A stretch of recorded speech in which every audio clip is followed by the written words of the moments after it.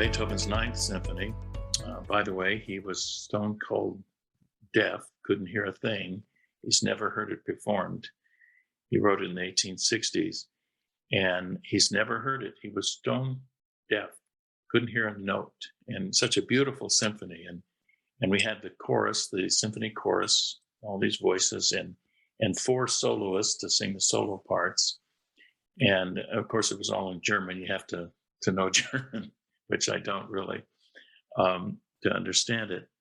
But most of you know that song, Ode to Joy. And I'm going to recite just a few lines of it. And as I do that, think about the connection that these lyrics have with our 7 principles that we just read. And the phrasing is going to be from the 1860s. So you'll have to substitute things. Says, God of glory, Lord of love. Think of the universe that loves us, okay? Think of conscious universe. We're going to use these old phrases that are in the poem, but it's a beautiful poem, and to hear them chorus singing it, just beautiful. This is the song Ode to Joy, which appears in the 4th movement of the symphony. Joyful, joyful, we adore thee, God of glory, Lord of love. Hearts unfold like flowers before thee, opening to the sun above. Melt the clouds of sin and sadness, drive the dark of doubt away. Giver of immortal gladness, fill us with the light of day. All thy works with joy surround thee, earth and heaven reflect thy rays. Stars and angels sing around thee, center of unbroken praise. Field and forest, vale and mountain, flowery meadow, flashing sea, singing bird and flowing fountain, call us to rejoice in thee. Thou art giving and forgiving, ever blessing, ever blessed. Wellspring of the joy of living, ocean depth of happy rest. Thou our Father, Christ our brother. All who live in love are thine. Teach us how to love each other. Lift us to the joy divine. Mortals, join the happy chorus, which the morning stars began. Father, love is reigning over us. Brother love binds man to man. Ever singing, march we onward, victors in the midst of strife. Joyful music leads us sunward in the triumph song of life. Those are the lyrics. And it's one of Beethoven's best loved symphonies, and yet he was deaf. But he chose to write it anyway, even though he couldn't hear it. He could think the notes, he could imagine the notes. And it is our right to choose joy. We can choose joy anytime we want, wherever we are, whatever the circumstance. A lot of us talk about, we went for the weekend at home, and you talked about that movie. That's a great movie about that Thanksgiving and that dysfunctional family. But we sometimes think about joy or happiness that we have to get everything right first. We have to get things easier. If I could just get this done, if I could just get that done, then I could be happy. But life is always going to be complicated by huge struggles. And most of the struggles have to do with relationship. They have to do with how we respond to each other. And those where the struggles are. And the one thing that's the biggest problem that I see is each of us wants to be right. Now, I was taught in school that the thing to do was get the right answer. So I was always digging around, reading everything, getting the right answer. So the teacher would say, "What's the answer?" Up goes my hand, I know the answer, Well, we have this inbuilt desire to be right. I don't want to be on the wrong political party. I don't want to be politically incorrect. I don't want to be wrong. I want to be right. And one of the things you have to do if you're going to be happy is give up the right to be right. That's a tough one. It's built in. We want to be right. We don't want to be wrong. We don't have to be wrong to give up being right. You just have to not judge, not take a position, not be so militant about, well, to hell with them, I'm right.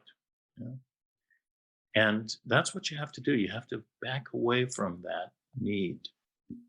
So you can either be right or you can be happy. And what that really says is that we have to give up being right. Most of us actually value that being right over being accepted by others. We'll sit there and say, yeah, but I want to be right. I don't care what they think. Wait a minute. We do care what they think. We do want to be accepted by them. And if we have to be militantly right about something, they won't accept us. So in order to have an abundance of friends, we have to stop valuing being right about everything. And we have to learn how to say some simple words, 4 little words. I don't know. It's very difficult for some people to say, I don't know. They want to be thought to know everything. Well, sometimes you have to say, I don't know. In science, we've learned those are some of the greatest words that a scientist can say. I just don't know. But I'll try to find out. Because when we think we already know, we won't go look and try to find out. And science is about finding out the right answer. And that requires realizing, I just don't know. This universe, we know very, very little about it. We think we know everything. We want to think, wow, science has figured it all out. We know how to solve everything. No, we don't. We don't even know why the universe is here. We don't even know what consciousness actually is. Yet apparently it's something that moves between us, but it doesn't work on any of our systems like electromagnetic forces, space and time. We know that it's there, but we can't define it. So we don't know much, do we? We found out lately, since 1998, that 26% of the universe is made out of dark energy, which we don't know what it is. And another 72% is made out of, it was dark matter. Another 72% is dark energy. We don't know what either of those things are. So we don't know 96% of the universe. We can't even start to describe what it is. We know it's out there and we can measure it through various mathematical functions, but we don't know what it is. We can't describe it. We don't know what consciousness is. When you look at it that way, you realize that we only know the light energy, the matter that's in the light energy. We only know 4% of the total that we can actually discern, that our science has actually figured out. So we don't know much. And it's an important thing to say, I just don't know. I don't know the answer. It's okay. It's okay. You're not wrong. You just don't know. And that's the one that you have to learn. I just don't know. So the struggle usually comes up in relationships at a Thanksgiving dinner or somewhere else. The struggle comes up when someone else says to us, so this and this happened. What do you think? Now we have to answer. What are you going to say? Somebody says, did you hear about this? Well, if we have to answer, we think, oh no, I have to make an opinion. I have to choose sides. I have to complain or not complain. And we don't want to complain, do we? So what are we going to do? They say, what do you think? You know, you can say, well, I just don't know. What do you think? And then let them tell their story. Now, that's an easy use of, I just don't know. Let them tell their story. Well, if they'll look at that as an opportunity. They'll say, oh, good. You don't know, so I get to tell you what I think. And then I can win you over, that makes them right, doesn't it? So say, I don't know. What do you think? Let them tell their story. And when they get done and they say, okay, so now what do you think? Then you say, oh, isn't that interesting? Just leave it there. Isn't that interesting? That's really something. None of those phrases make a commitment. They don't put you in any position at all. Just isn't that interesting? Probably when you say, isn't that interesting, they'll go on to the next thought they were thinking and they'll just move right on. And after a while, they'll think you're one of the best conversationalists they've ever dealt with because you let them talk. And you won't have a conflict. You won't have a struggle. And at the end of the day, they're very happy to be around you. So you're making a friend out of not taking a position, not being right, not knowing. Pretty hard for some of us, when we're taught in school to get the right answer. Okay, and don't fall into the trap of agreeing or disagreeing with them. You think, oh, I have to agree or disagree. I have to come up with a position. No, you don't. You don't have to do anything. You just have to smile. Just smile at them and don't agree. And this is simply giving up your right to criticize things of people. You don't have to take a position. You don't have to criticize. You don't have to judge. And it's so much easier not to judge, not to criticize, not to take a position. Just be happy and help them be happy. And if you spend your time thinking about what can I do for that other person to help them be happy, and just work on that and not work on being right, it'll work a whole lot better for you. So here's a couple of examples here. I used to be vexed by thoughts about people who wouldn't be vaccinated. Here they are. The way that you're going to stop this disease from growing is by getting vaccines to all those other countries and getting everyone vaccinated so that the COVID stops transmitting from person to person. Because when it's transmitting from person to person, it has the opportunity to mutate and come up with a new strain. And viruses do that. They're busy staying alive. And so they busily come up with new strains to try to invade more easily. And so if you get everybody vaccinated, then the virus itself dies out. You got to get to almost 99% in order to get it to die out. And when you get there, then you can do things like we did with smallpox. We got rid of it. And vaccinations will do that. We may never get rid of COVID completely. And like we've never gotten rid of completely of yellow fever. It's still out there. And it's pretty devastating. It'll take you out in 3 days. 3 days after you catch it, you're dead. But we've controlled it to the point where it's almost non-existent, but it's still out there. So COVID may be not that. We may never completely get rid of it. And so we need to stop thinking about we're going to stamp it out completely. We may never do that. And yet we can still go on living and have wonderful lives by controlling COVID. One of the things that happens when you're vaccinated, I used to worry about maybe that guy not being vaccinated will cause the strains to keep coming and the COVID to keep alive for several more years. And I might catch it even though I'm vaccinated. People who are vaccinated do catch these new strains of COVID, but they don't get very sick. Most of them don't even know they have it. They find out from a test that they've got this Delta strain or something. Because they have the vaccine, it really doesn't affect them.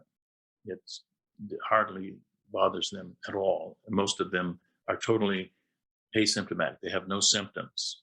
And they may have the Delta variant, but because they were vaccinated, they don't even know about it. And so even if that anti-vaccine person didn't get vaccinated and he caused the COVID to stick around and that comes and I catch it, it's not going to affect me much because I was vaccinated. So that changes the whole problem, doesn't it? Instead of me being concerned about he didn't get vaccinated, I should be concerned about the fact that I heard about this one particular fellow. He was militantly not going to get vaccinated, and he ran a blog about it and everything else, and then he caught it, got the Delta variant, and he died of it. Now, there's two ways I can react to that. I can say, "Oh, well, see, he deserved it. It was just, kind of self-fulfilling prophecy. It's what he deserved." No, it's not the way to look at it. The way to look at it is very tragic that because he wouldn't find out the truth and thought he was already right in what he emotionally already had to subscribe to, that he didn't get vaccinated and that he died. It's very tragic to lose somebody. He's one of us. He's as valuable as any one of us. And I need to value him that way. And when we do that, it changes the whole picture. We're not mad at him for not getting vaccinated. We're grieved because he wouldn't come and find out the truth. Now, how could we have solved that? Maybe by someone who had enough love for him to come and share with him and talk to him, maybe listen to his story. And after he told his story, say, well, that's interesting. You know what I found out, and maybe share their own story. There's a lot of ways that could have been solved. And we need to grieve the fact that nobody was there for him. The guy was so lonely that he had to be right and say things in a forceful way. So the problem wasn't mine, was it? It was his. It didn't affect me at all. Instead of being vexed by him, I could just choose joy. Joy is always a choice. Now, some of us are debating whether to go home and see the relatives for the holidays. And the last several times that we went home, it was a total disaster as the parents and siblings tried to tell us what to do. And for a lot of us, that's why we moved out to San Francisco, so we could get away from all that family stuff. The family saying, you should do this and you should do that, and you shouldn't be doing this and you shouldn't be doing that. On the other hand, if we could go and visit with the family and not complain and not criticize their differences and figure out ways to avoid having them criticize us. And the way to do that is let them tell their story. And don't tell our story so much. Let them tell their story and listen to their story and empathize with their story and sympathize with them. And then they won't have time to complain about us while they're telling us all their things that they're doing. So I had the opportunity to try this out at a dinner party the other day. The host had a very definite opinion, and he was trying to convince me that he knew the facts, and he wanted the validation of me agreeing with him and saying that his beliefs were correct. And they were on the level of beliefs, okay? They weren't anything that I'd ever heard any data that backed it up. So I said, well, that sounds good, but I've not yet been able to research that evidence, so I can't give you my agreement yet. And he came back with, yeah, but can't you see that it's true? And I said, well, I would love to agree with you, but I can't judge that for you until I research it. So now, seeing that his goal of getting my agreement for what he believed, so maybe he could believe it more because I agreed with it, when he's seeing that was out of reach, he changed the subject and moved on to something else. And that worked just fine. He had a good time. I had a good time. We all had a good time. And I didn't have to make a commitment. I didn't have to agree or disagree. I just moved on by not, by showing that I couldn't go there yet. Maybe I could agree later. I did say, I can't give you my agreement yet And I said, I'd love to agree with you, but I can't do it yet. So I didn't say, you're wrong. I know something else. I'm not sure of your facts. None of that. You have to take the time to think about what you're going to say and then say it in such a loving way. I'd love to agree with you. I would. I'd like to agree with him. I'd like to only have subjects that I agreed with. And so that's true. And so you figure out the thing you can say that will make them feel good, that's honest and true from you, and yet won't put everyone on two sides of a table and make an argument out of the thing. And that's what you have to do when you go home, if you're going to go home. You go home to see those relatives and to appreciate the good that's in them and to find that good and to avoid condemnation, judgment, or complaining. Or I like to just quote them. These are the things you want to do. One, I can't complain, so you don't complain. And release what's already gone. There's things that we want to say, well, gee, it's too bad things aren't the way they used to be. Well, they're not going to be. And who cares if it's too bad that they're not the way they used to be? They're the way they are right now. We're going to look for the good in the way they are right now. Therefore, if we realize that the way it is now is such a good thing, it can't be bad and it can't have been better before. It's right now. It's here and it's good. So we don't have to complain about that. We can release what's gone. Yeah, we may have had, think about a pet you used to have, a little puppy or something that you really loved, and they're gone. You can grieve about that, or you can go get a new puppy. Time to go get a new puppy. Love the new puppy. Yeah, the previous puppy was great, but you don't have to stay there. You can move on and have a new puppy and play with the new puppy today. Number 3, it's all good. Number 4, be grateful for what remains. A lot of people spend their time sitting around thinking about, oh, gee, if I just had this, and if I just had that, and I used to have this, and I used to have that, and they're all gone. Oh, woe is me. Instead, be grateful for what remains. The sun's shining today. I'm alive. I'm feeling good. There's all these things to be grateful for. What remains? What do we still have? I can still get around and go on a hike. I got a new knee, so I can go on a hike. I had to work that new knee till it worked. But be thankful for what remains, what still is, what you still have. And that's what I was doing. I was thankful for the symphony, that I was grateful.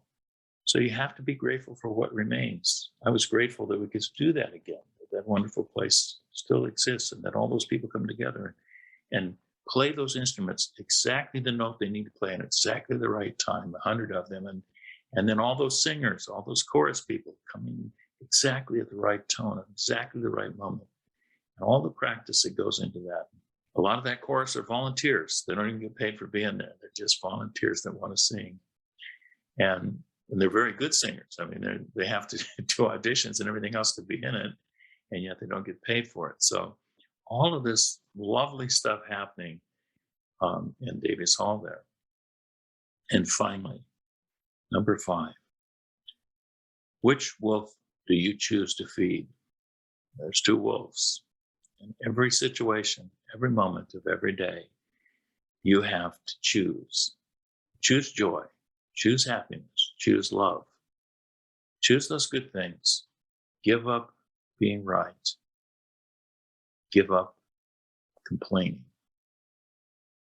And instead, think about, how do I love that person who's here with me that's across the table or that I'm visiting with? How do I make them feel so much better because I'm listening to their story? And I'm agreeing with their story. I don't have to agree with the premise of their story, the conclusion. I don't have to agree with that. I just have to agree with them telling it. And I can say, isn't that interesting? My goodness, I love hearing you talk. You tell stories so well. There's all kinds of wonderful things you can say that will endear you to them. And without declaring who's right or who's wrong, It's so simple, and it always involves just one thing: choosing joy and choosing to respond in love. Whatever you do, you respond in love. And that's what I got to say. Choose joy. That's what Beethoven did in writing that symphony. He chose joy from the couldn't even hear it, but he chose to think it out, think it up, and do each one of those notes for, and orchestrate the whole thing for all these instruments, and remembering how that note sounded, if that clarinet played that just that way, if the oboe came in just like this. He thinks about all that in his mind when he can't hear a thing, and creates one of his favorite symphonies. And fifth is also a very favorite, and the third, but the ninth is really something. And Ode to Joy.